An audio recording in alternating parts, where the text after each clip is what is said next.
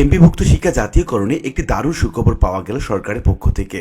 আপনারা স্ক্রিনে দেখতে পাচ্ছেন দৈনিক শিক্ষা .com এর একটি প্রতিবেদনের শিরোনামে বলা হচ্ছে এমপিভুক্ত শিক্ষা প্রতিষ্ঠান জাতীয়করণ এখন সময়ের দাবি।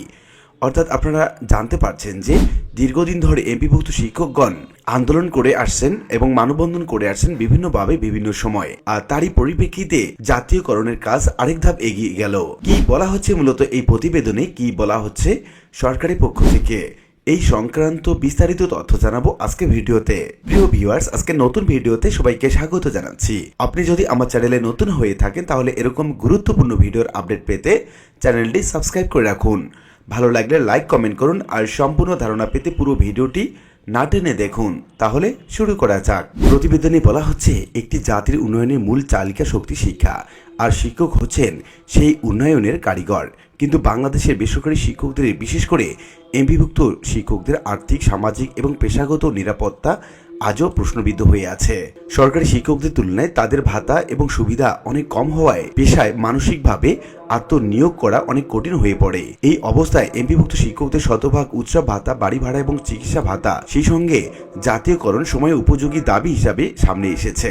বর্তমান প্রেক্ষাপট অনুযায়ী বাংলাদেশের বর্তমানে হাজার হাজার এমপিভুক্ত শিক্ষক বিভিন্ন মাধ্যমিক এবং উচ্চ মাধ্যমিক শিক্ষা প্রতিষ্ঠানে কর্মরত আছেন। যদিও তারা সরকারি বেতন কাঠামোর আওতাভুক্ত ন্যূনতম বেতন পান, তারা চিকিৎসা ভাতা পান মাত্র 500 টাকা, যা একটি প্রাথমিক চিকিৎসার খরচও বহন করতে পারে না। উৎসব ভাতা শতভাগ না হওয়ায় সামাজিকভাবে হেয় প্রতিপন্ন হতে হয়। অন্যদিকে অবসরকালীন সুবিধাও সীমিত, যার ফলে শিক্ষকরা বার্ধক্যে গিয়েও নিরাপত্তাহীনতায় ভোগেন। বিভিন্ন ভাতার সীমাবদ্ধতা বিশ্লেষণ করলে দেখা যায় বর্তমানে দেয়া 25% বাড়ি ভাড়া নগর এবং মফস্বলে বাস্তবতা অনুযায়ী অত্যন্ত অপ্রতুল। এটি শিক্ষকদেরকে মানবত জীবন যাপনে বাধ্য করে। 500 টাকা চিকিৎসা ভাতা দিয়ে কোনো বিশেষজ্ঞ চিকিৎসক দেখানো বা ওষুধ কেনা প্রায় অসম্ভব। উৎসবের সময় অন্যান্য পেশার মানুষ পূর্ণ উৎসব ভাতা পেলেও শিক্ষকরা বঞ্চিত থাকেন, ফলে পারিবারিক এবং সামাজিক অবস্থানে পিছিয়ে থাকেন তারা। অবসরকালীন সুবিধা না থাকায় শিক্ষকরা সারা জীবনের শ্রমের পরেও আর্থিক নিরাপত্তাহীনতায় ভোগে, যা নতুন প্রজন্মকে এই পেশায় আগ্রহী হতে নিরুৎসাহিত করে। এমপিভুক্ত শিক্ষা প্রতিষ্ঠান যেসব কারণে জাতীয়করণ প্রয়োজন, তার 1 নম্বরে শিক্ষকতা পেশাকে একটি মর্যাদাপূর্ণ পেশা হিসাবে প্রতিষ্ঠা করতে হলে শিক্ষকদের আর্থিক এবং সামাজিক নিরাপত্তা নিশ্চিত করতে হবে, যা জাতীয়করণের মাধ্যমে সম্ভব। আর্থিক নিরাপত্তা শিক্ষকগণকে শ্রেণীকক্ষে আরো মনোযোগী এবং উদ্যমী করে তোলে। জাতীয়করণের ফলে শিক্ষক পেশার প্রতি ছাত্রছাত্রীদের আগ্রহ ও সম্মান বাড়বে। সরকারি এবং বেসরকারি শিক্ষকদের মধ্যে বিদ্যমান বৈষম্য দূর করতে পুরো শিক্ষা ব্যবস্থায় একটি ভারসাম্যপূর্ণ পরিবেশ তৈরি করতে হবে। শিক্ষার মান উন্নয়নে এমপিভুক্ত বেশ প্রভাব রাখতে পারে। যেমন আর্থিক নিশ্চয়তা থাকলে শিক্ষকরা ব্যক্তিগত সমস্যা থেকে মুক্ত থেকে পাঠদানে মনোযোগ দিতে পারেন। বেতন এবং ভাতা পর্যাপ্ত হলে শিক্ষকরা স্বতঃস্ফূর্তভাবে প্রশিক্ষণে অংশগ্রহণ করে নিজেদের দক্ষতা বৃদ্ধি করতে পারেন। যখন পেশাটিতে নিরাপত্তা এবং সম্মান থাকবে, তখন মেধাবীরা শিক্ষকতা পেশাকে পছন্দ করবেন। আর্থিক এবং মানসিক স্থিতিশীলতা শিক্ষক এবং শিক্ষার্থী সম্পর্ককে আরো গভীর করবে এবং ফলে শিক্ষক পরিবেশ উন্নত হবে। এর কিছু সামাজিক প্রভাবও আছে, যেমন দক্ষ ও মর্যাদাপূর্ণ শিক্ষকদের দ্বারা মানসম্মত শিক্ষা জাতির ভবিষ্যৎকে গড়ে তোলে। দক্ষ মানব সম্পদ তৈরি করা হলে তারা কর্মসংস্থানে ভূমিকা রাখে, ফলে বেকারত্ব কমবে। একক কাঠামোতে সব শিক্ষক থাকলে শিক্ষাক্ষেত্রে সাম্য প্রতিষ্ঠা পাবে। সুশিক্ষিত সমাজই পারে একটি প্রগতিশীল, মানবিক এবং সহনশীল জাতি উপহার দিতে।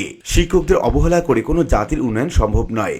এমপিভুক্ত শিক্ষকদের শতভাগ উৎসব ভাতা, বাড়ি ভাড়া, চিকিৎসা ভাতা এবং জাতীয়করণের উদ্যোগ তাদের মানসিক প্রশান্তি, আর্থিক নিরাপত্তা এবং পেশাগত মর্যাদা ফিরিয়ে দিতে পারে। এর ফলে শিক্ষকরা আরও দায়িত্বশীল, নিবেদিত এবং উদ্যমী হয়ে শিক্ষার্থীদের গড়ে তুলতে পারে। শিক্ষা ব্যবস্থায় গুণগত পরিবর্তন আনতে হলে এই দাবিগুলো বাস্তবায়ন সময়ের দাবি। এখন তাহলে যা করা যেতে পারে তা হলো সব এমপিভুক্ত শিক্ষককে শতভাগ উৎসব ভাতা, বাড়ি ভাড়া এবং চিকিৎসা ভাতা প্রদান নিশ্চিত করা। শিক্ষকদের জন্য একটি সময়সীমা নির্ধারণ করে ধাপে ধাপে জাতীয়করণের কার্যক্রম শুরু করা উচিত। শিক্ষকদের জন্য একটি নিরপেক্ষ এবং যুক্তিসঙ্গত বেতন কাঠামো প্রণয়ন করা, যা তাদের পেশার মর্যাদা এবং প্রয়োজনীয় প্রতিফলন করে, এবং নিয়মিত প্রশিক্ষণের মাধ্যমে শিক্ষকদের পেশাগত দক্ষতা বৃদ্ধি করতে হবে। বাংলাদেশের শিক্ষার ভবিষ্যৎ নির্ভর করে শিক্ষকদের মর্যাদা এবং জীবন মান উন্নয়নের উপর। এমপিভুক্ত শিক্ষকদের পূর্ণাঙ্গ ভাতা এবং জাতীয়করণ শুধু একটি দাবি নয়, এটি সময়ের দাবি এবং শিক্ষার মানোন্নয়নের জন্য এটা অন্যতম প্রধান শর্ত। শিক্ষক সমাজকে সম্মান জানিয়ে তাদের দাবি বাস্তবায়ন করে আমরা একটি আলোকিত, শিক্ষিত এবং প্রগতিশীল বাংলাদেশ গড়ে তুলতে পারি। তো উল্লিখিত আলোচনা থেকে আমরা এটুকু বলতে পারি যে এমপিভুক্ত শিক্ষা প্রতিষ্ঠানের শিক্ষকগণ বিভিন্ন রকম বৈষম্য এবং বঞ্চনার শিকার হয়ে আছেন, যা তাদের পেশাগত মান উন্নয়নে বাধা হয়ে দাঁড়িয়েছে। আর এই কারণে এমপিভুক্ত শিক্ষা প্রতিষ্ঠান জাতীয়করণ যেমন দরকার এবং সেটা অনেক ক্ষেত্রে সময়ের দাবি হয়ে দাঁড়িয়েছে। আশা করি বিষয়টি বুঝতে পেরেছেন। আর আজকের ভিডিওটি এ পর্যন্তই। আশা করি ভিডিওটি আপনাদের ভালো লেগেছে। ভিডিওটি ভালো লাগলে লাইক কমেন্ট করতে ভুলবেন না। আর নিয়মিত আপডেট পেতে অবশ্যই চ্যানেলটি সাবস্ক্রাইব করে রাখুন। দেখা হবে অন্য কোনো ভিডিওতে। সে পর্যন্ত সবাই ভালো থাকবেন। ধন্যবাদ।